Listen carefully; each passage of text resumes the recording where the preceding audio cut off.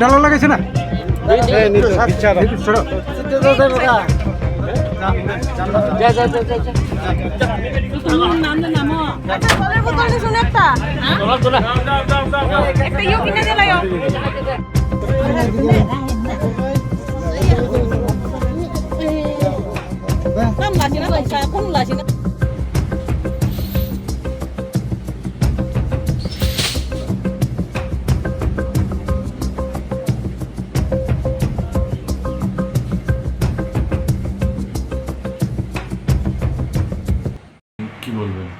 হ্যাঁ, গতকালকে রাত আনুমানিক 9টার আশেপাশে আমাদের কাছে একটা খবর আসে যে দুজন লোক, একজন মেয়ে এবং একজন পুরুষ, আমাদের যে আগরতলা যে জনশতাব্দী এক্সপ্রেস আছে ওইটা দিয়ে আসছে এবং তাদের সঙ্গে আর্মস থাকতে পারে, এরকম একটা খবর।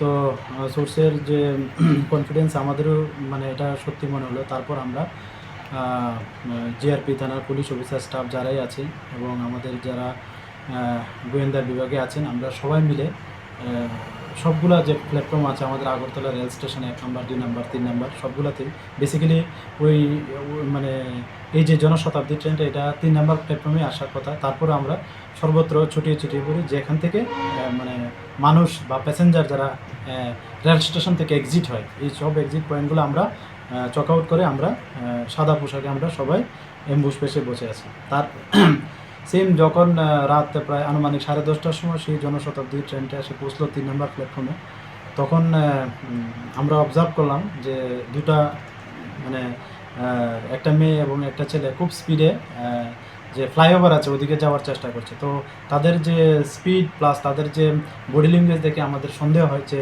হয়তোবা তারাই হতে পারে। তারপর আমরা তাদেরকে ডিটেইন করি অন দ্য স্পটে। অন দ্য স্পটে যখন ডিটেইন করি তাদের জিজ্ঞেস করলাম বাড়ি কোথায় বা কোথা থেকে আসছে বা কী তাদের কি আইডেন্টিটি। তখন তারা সবগুলো মানে প্রশ্নের উত্তর দিতে পারছিল না এবং এলোমেলোভাবে বলছে।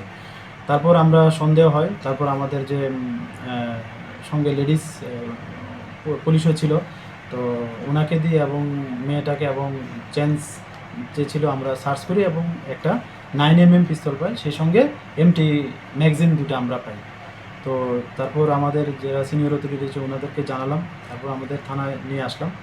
তো এই নিয়ে আমরা একটা আইপিসি এবং আর্মস অ্যাক্টে আমাদের জিআরপি থানাতে একটা মামলা গ্রহণ করি গতকাল রাতেই। তো আজকে তাদের পুলিশ রিমান্ডে আমাদের যে মহামান্য আদালত আছে তাদের পাঠানো হচ্ছে। তাদের নাম কি এবং কোথা থেকে আসছিল প্রাথমিক জিজ্ঞাসাবাদে কি জানিয়েছে? বাড়ি কোথায় তাদের নাম জিজ্ঞাসা করলে যে ছেলে উনি বলছেন ওনার নাম করণ দেব বর্মা, উনি খোয়াই ডিস্ট্রিক্টের বাড়ি আমাদের ত্রিপুরাতে। আর মেয়েটার নাম হলো প্রিয়া দেব বর্মা, ওর বাড়িও খোয়াই ডিস্ট্রিক্টে। আর তারা প্রিলিমিনারি যে বলছে যে তারা ধর্মনগর থেকে এসেছে। তো আমরা ওই বিষয়গুলো দেখছি যে তারা এক্সাক্ট কোথা থেকে এসেছে বা কোথায় মানে তাদের ডেস্টিনেশন, এগুলি আমরা একে একে আমরা দেখছি।